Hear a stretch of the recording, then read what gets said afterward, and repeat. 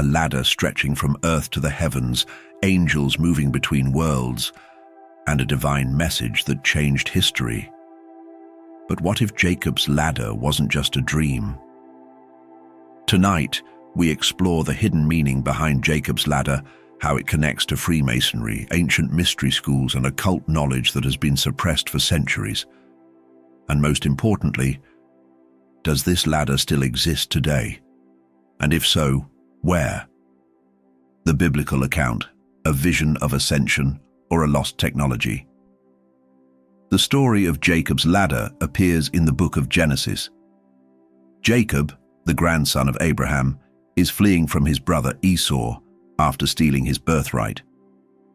As night falls, he rests in a place called Luz, later named Bethel. Here he has a vision. Let's dive deeper into the description of Jacob's ladder appears in Genesis 28:10 through 19. And Jacob went out from Beersheba and went toward Haran. And he lighted upon the place and tarried there all night because the sun was set. And he took one of the stones of the place and put it under his head and lay down in that place to sleep. And he dreamed, and behold, a ladder set up on the earth, and the top of it reached to heaven. And behold, the angels of God ascending and descending on it. And behold, the Lord stood beside him and said, I am the Lord, the God of Abraham thy father, and the God of Isaac. The land whereon thou liest, to thee will I give it, and to thy seed. And thy seed shall be as the dust of the earth, and thou shalt spread abroad to the west, and to the east, and to the north, and to the south. And in thee and in thy seed shall all the families of the earth be blessed. And behold, I am with thee, and will keep thee whithersoever thou goest, and will bring thee back into this land. For I will not leave thee until I have done that which I have spoken to thee of. And Jacob awaked out of his sleep, and he said, Surely the Lord is in this place, and I knew it not. And he was afraid and said, How full of awe is this place? This is none other than the house of God, and this is the gate of heaven. And Jacob rose up early in the morning, and took the stone that he had put under his head, and set it up for a pillar, and poured oil upon the top of it. And he called the name of that place Beth-el, but the name of the city was Luz at the first. A vision of divine connection, or a description of something more tangible. Was Jacob witnessing a real structure, a cosmic gateway to another realm? But there are significantly different interpretations of the Jacob's ladder in the Judaism, Christianity, and Islam. The classic Torah commentaries offer several interpretations of Jacob's ladder. In Pirkei de Rabbi Eliezer 35:6-10, the ladder signified the 4 exiles the Jewish people would suffer before the coming of the Messiah. First, the angel representing the Neo-Babylonian Empire climbed up 70 rungs and then fell down, a reference to the 70-year Babylonian exile. Then, the angel representing the exile of the Achaemenid Empire went up several steps and fell, as did the angel representing the exile of Greece, the Hellenistic period, Ptolemaic kingdom, and the Seleucid Empire. Only the 4th angel, who represented the final exile of the Roman Empire called Edom, whose guardian angel was Esau himself, kept climbing higher and higher into the clouds. Jacob feared that his children would never be free of Esau's domination, but God assured him that at the end of days, Edom too would fall. Another interpretation of the ladder keys into the fact that the angels first ascended and then descended. The Midrash, an expansive Jewish biblical exegesis, explains that Jacob, as a holy man, was always accompanied by angels. When he reached the border of the land of Canaan, the angels who were assigned to the Holy Land returned to heaven, and the angels assigned to other lands came down to meet Jacob. When Jacob returned to Canaan, he was greeted by the angels who were assigned to the Holy Land. Jerusalem is a bridge to heaven. Yet another interpretation is that the place at which Jacob stopped for the night was, in reality, Moriah, the future home of the temple in Jerusalem. which was considered to be the bridge between heaven and earth. The ladder therefore signifies the bridge between heaven and earth. Moreover, the ladder alludes to the giving of the Torah as another connection between heaven and earth. In this interpretation, it is also significant that the word for ladder and the name for the mountain on which the Torah was given, Sinai, have the same gematria. The Hellenistic Jewish philosopher Philo, born in Alexandria, DC 50 CE, presents his allegorical interpretation of the ladder in the first book of his De Somnis. There he gives 4 interpretations, which are not mutually exclusive. The angels represent souls descending to and ascending from bodies. Some consider this to be Philo's most explicit reference to the doctrine of reincarnation. In the second interpretation, the ladder is the human soul, and the angels are God's logoi, pulling the soul up in distress and descending in compassion. In the third view, the dream depicts the ups and downs of the life of the practicer of virtue versus sin. Finally, the angels represent the continually changing affairs of humankind. A hilltop overlooking the Israeli settlement of Beit El north of Jerusalem, believed by some to be the site of Jacob's dream, is a tourist destination during the holiday of Sukkot. Jesus said in John 1:51, "And he saith unto him, Verily, verily, I say unto you, hereafter ye shall see heaven open, and the angels of God ascending and descending upon the Son of Man." This statement has been interpreted as associating Jesus with the ladder, in that Jesus bridges the gap between heaven and earth. Jesus presents himself as the direction to which the ladder points. As Jacob saw the reunion of heaven and earth in a dream, Jesus brought this reunion, metaphorically, the ladder, into reality. Adam Clarke, an early 19th century Methodist theologian and Bible scholar, elaborates that by the angels of God, ascending and descending is to be understood that a perpetual intercourse should now be opened between heaven and earth through the medium of Christ, who was God manifested in the flesh. Our blessed Lord is represented in his mediatorial capacity as the ambassador of God to men. And the angels ascending and descending upon the Son of Man is a metaphor taken from the custom of dispatching couriers or messengers from the prince to his ambassador in a foreign court, and from the ambassador back to the prince. The theme of a ladder to heaven is often used by the Church Fathers. Irenaeus, in the 2nd century, describes the Christian Church as the ladder of ascent to God. In the 3rd century, Origen explains that there are 2 ladders in the life of a Christian: the ascetic ladder that the soul climbs on earth by way of and resulting in an increase in virtue, and the soul's travel after death, climbing up the heavens toward the light of God. In Islam, Jacob is revered as a prophet and patriarch. Muslim scholars drew a parallel between Jacob's vision of the ladder and Muhammad's event of the Miraj. The ladder of Jacob was interpreted to be one of the many symbols of God, and many see Jacob's ladder as representing in its form the essence of Islam, which emphasizes following the straight path. The 20th century scholar Martin Lings described the significance of the ladder in the Islamic mystic perspective. The ladder of the created universe is the ladder which appeared in a dream to Jacob, who saw it stretching from heaven to earth, with angels going up and down upon it, and it is also the straight path. For indeed the way of religion is none other than the way of creation itself, retraced from its end back to its beginning. Freemasonry holds Jacob's ladder as one of its most sacred symbols. In the 1st degree of Masonry, the ladder represents the path of enlightenment, faith, hope, and charity, but this is just the surface layer. The many rituals of Freemasonry have formed through centuries of tradition and the passing of knowledge from one generation to the next, allegories conveying the ethical principles which, when followed, might allow a man to lead a good and virtuous life, continue to be shared in lodges spanning the globe. Within these lessons are symbols from the ancient world. ciphers that have guided men in thought and deed long before speculative masonry arose in Europe during the Middle Ages. One such emblem of antiquity presents itself within the first degree, Jacob's ladder. The Masonic ladder is unlike any other in the craft, in that it is a symbol directly taken from the Bible. It appears in the entered apprentice degree of the Blue Lodge, as well as in the degrees of York Rite Masonry. Interestingly, the ladder is also unique in that its depiction and significance do vary slightly between the different degree systems.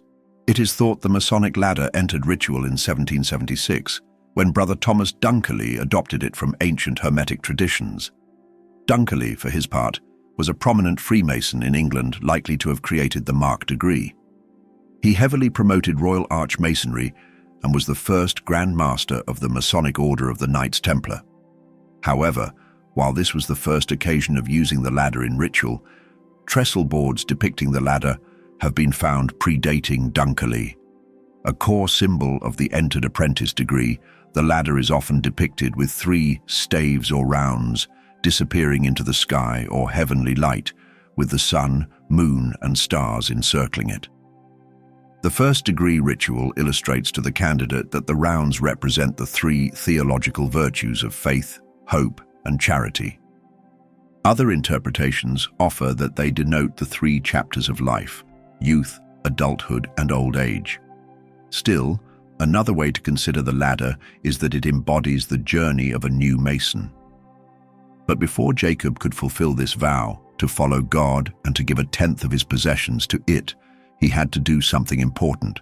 He had to remove the foreign gods from his household, the idols and religious objects associated with the pagan religions of the surrounding cultures. He knew that in order to truly dedicate himself to the one true God, he had to let go of anything that might distract him or lead him astray. This story has powerful parallels in Freemasonry. Just as Jacob had to remove the foreign gods from his household, the candidates for the Freemasonry too must remove the foreign gods of materialism, greed, and vice from their lives to ascend the ladder of spiritual growth. But removing these distractions is only the first step. To truly prepare themselves to encounter the divine, they must also purify their hearts and minds. In Genesis, Jacob instructed his household to purify themselves before going to Bethel. This involved ritual cleansing and the putting aside of impure thoughts and motives. In Freemasonry, this purification is symbolized by the candidate's desires for initiation. He is asked if he comes with a pure heart and noble intentions, free from any unworthy motives. This emphasis on purity of heart echoes the spiritual and moral cleansing that Jacob and his family were said to underwent. Then, at a point within the ceremony, the candidate is invested with the white lambskin apron, the badge of a Mason and a symbol of the purity and innocence that he is expected to cultivate in his life. This is a symbolic change of garments like the one Jacob and his household undertook, signifies the putting off of the old self and putting on the new self, wearing the apron, by the embracing of a new identity centered on virtue and service. So how does Masonic ladder look like? So let's break down each of these virtues and explore how we can cultivate them in our daily lives. The first step on the ladder of spiritual growth is faith, a firm belief in the Supreme Being and a trust in His divine plan. In Masonry, this representation of faith reinforces the brother to pursue his own faith, while also providing a universal recognition of the divine presence in all of creation. By strengthening their faith through prayer, meditation, and the study of sacred texts, they can develop a deeper connection to the Supreme Being and align ourselves with His will. The second step on the ladder is hope, a confident expectation of a better future, both in this life and the next. In Masonry, this hope is founded on the promises contained within the sacred texts and the belief in the immortality of the soul. By cultivating a sense of hope, candidates can stay motivated and focused on their spiritual journey, even in the face of challenges and setbacks. The third and final step on the ladder is charity, a selfless love and concern for the welfare of others.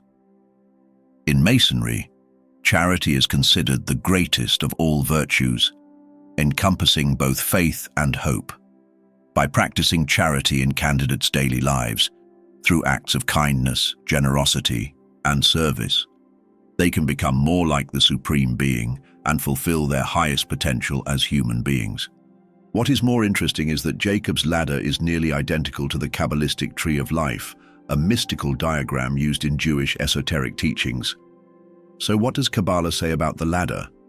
The foundational text of Kabbalah, the Zohar, teaches that Jacob's ladder was a metaphor for the experience of prayer. Prayer constitutes the ladder through which a human being climbs from his or her earthbound existence into deeper states of consciousness until touching the heavenliness at the core of the human soul. 4 worlds of the Jacob's ladder. While the philosophers spoke of 3 universes, planet Earth, the galactic empire, and the realm of pure spirit represented by angels, the Jewish mystics speak of 4 existential paradigms. They taught that our earthly universe, described as the world of action, Asiya, evolved from 3 higher and more spiritual forms of existence known as the world of formation, Yetzirah, the world of creation, Beriah, and the world of intimacy, Atzilut. Religious experts explain that a ladder etched on earth represents the world of Asiya. Angels of God descending and ascending on it symbolize the worlds of Yetzirah, forming time and space, and Beriah, the world of creation, populated by 2 distinct forms of angels. And God standing over him is a metaphor for the 4th and highest universe, the world of Atzilut, close to the light. The daily climb is the results of the prayer. The worshipper climbs the first step of the spiritual ladder, cultivating the microcosmic universe of Asiya. In the opening chapters of the Portal of Prayer, in Pri Etz Chaim, the Arizal explains that the division of the morning prayers into 4 sections corresponds to an ascending progression through the 4 worlds, beginning with Asiya and culminating in Atzilut. During the beginning of the prayers, the worshipper climbs the first step of the spiritual ladder, cultivating the microcosmic universe of Asiya within his or her psyche. In the second section of the liturgy, the individual ascends to the second rung in the ladder, encountering the microcosmic world of Yetzirah. Subsequently, during the recital of the Shema and its preceding blessings, the worshipper enters into the universe of Beriah. And then, finally, during the silent standing prayer, he or she encounters the cosmic intimacy with the world of Atzilut. What this means is that each morning, religious people summoned to climb Jacob's ladder and cultivate our microcosmic 4 worlds that reside at various strata of our identity. But here the questions arises, was Jacob's ladder a precursor to this mystical system? Or is it part of an even older knowledge preserved through different traditions? In alchemy, Jacob's ladder is linked to the great work, the process of transforming base matter into spiritual gold. Each rung represents a step toward enlightenment, mirroring the ascent of consciousness. 3 types of souls in Kabbalah. We have said that these 3 souls are Nefesh, Ruach, and Neshama. The lowest one is Nefesh, which we can call the animal soul. Nefesh is related to our appetites and our instinctive impulses. It is a type of animal consciousness. In a literal sense, Nefesh means something related to life or life force, vitality, blood, breath of life, soul, or appetite. Nefesh relates to these lower instinctual aspects of our consciousness and impulses. Ruach is called the thinking, emotional soul. This is a soul that has a type of discernment that can rationalize. The real purpose of Ruach is to develop and understand ethics, to be able to perceive what is right and what is wrong. The problem with Ruach is we can use it in a very subjective way. We can rationalize our desires. We often feel Nefesh is very strong within us. Nefesh does not think about anything. Nefesh is already doing. So, while Ruach is thinking whether some impulse is right or wrong, Nefesh is already doing it. Beyond the thinking, emotional soul is the spiritual soul, Neshama. This is spiritual perception, objective perception. This is our inner light, that which perceives God, and it can be translated literally as breath as well. How Jesus met Jacob and how it connects to the ladder. The problem is all of our powerful instincts are unconscious, subjective, animalistic. In order to clarify this, we're going to talk some more about the Samaritan woman speaking with Jesus at the well, John 4:5. So he came to a city of Samaria, which is called Sychar, near the plot of ground that Jacob gave to his son Joseph. Now Jacob's well was there. Jesus, therefore, being wearied from his journey, sat thus by the well. It was about the 6th hour. The human soul is related to the 6th hour, to the 6th Hebrew letter, Vav. It is the human soul that has this ability to do what is right or wrong, to accomplish the great work, to merge the will of man, which is the human soul, with the will of God, which is related to this spiritual soul, Neshama. If you read about Jacob's life, there are many things going on because there are many things that need to go on within ourselves. From the beginning, he has a brother, Esau, and they fight. That is a relationship between the more animalistic aspect of ourselves and the more elevated spiritual aspects of ourself. All the antagonism that goes on between Jacob and Esau is that antagonism and battle that is going on within ourselves. Let's analyze the journey of Jacob before his dream about the ladder. Jacob went out from Beersheba, which means place of 7 wells, and he went toward Haran, which means crossroads. The place of 7 wells is related to the 7 pools of water, 7 aspect or centers within ourselves. The motor center, the principal area related to 7 movement, the instinctual center, the sexual center, the emotional center, the intellectual center, superior emotional center, superior intellectual center. The 2 superior aspects can only be activated and realized when we are in contact with our higher aspect, when we are in contact with the spiritual soul, with our inner God. He we out from this place of 7 wells and towards the crossroads, and there he lighted upon a certain place and stayed there all night. He stayed there all night because the sun was set, and it was dark. When he is coming from the place of 7 wells, he is going towards the crossroads, but before he arrives, the sun sets. This darkness is something within ourselves. When Jacob laid down in the place of the Brit, it means he laid down in relationship to the place where circumcision occurs, which we know is the reproductive organs. In relationship to Kabbalah, this is the Sephiroth Yesod. Yesod is the Sephiroth related to our intimate instinct. When the sun sets, where does it set into? We know in modern terms that the sun does not really set, but the earth rotates. But in terms of the symbolism, the sun is setting into the earth. The light is going down into the earth. And what is the earth? The earth has to be understood as our own physicality. If we were to think of our being as the whole universe, that earth would be our physical body.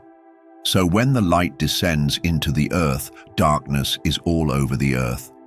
That light is going down into us. So lo and behold, when he took the stones of that place and put them as pillows, he lay down in that place to sleep. And he dreamed, and behold, a ladder set up on the earth, and the top of it reached to heaven. We are again talking about the earth and heaven. This ladder is this place between the lower aspects of our physicality and the upper aspects. So what connects our lower aspects to our upper aspects?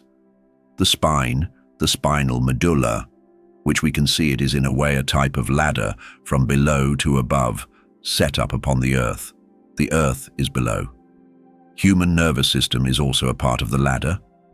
Below there are the same gonads where the ladder begins, and the top of it reached to heaven, which is related to superior aspects above the spinal column, certain glands, like the pineal gland, the pituitary gland, through which the awakened individual facilitates superior types of intuition, experience, vision. And behold, the angels of Elohim, ascending and descending upon it. If we look at the nervous system, we can see that the main conduit, the main channel, through which energy and information flows, is the spinal column. Energy, signals, information are ascending and descending. The signals are like messengers. So here we have the story of Jacob. When he travels on the path and comes upon darkness, he knows how to make use of that energy correctly. He knows how to move the energy from below to above. After this profound dream of the ladder, he takes the stone and makes it a pillar. A stone, a long stone placed vertically. It is another symbol of a pillar of a column. Just like we have said in the earlier lectures about candelabra that needs to pass oil from the bottom to the top, and the same symbol is represented here, this time Jacob is symbolizing it as a stone, and he pours oil on top of this stone. With this oil, he casts into metal. What does this alchemical statement mean? It means that from this oil, we learn how to cast superior types of vessels, superior raiments or clothing.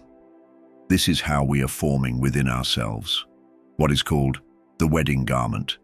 And the wedding garment is something we need in order to be received to heaven. We need to work with the oil.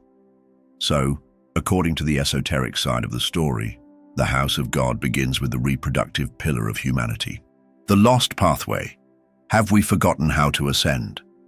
Jacob's ladder remains one of history's greatest mysteries. Was it a physical structure, a spiritual path?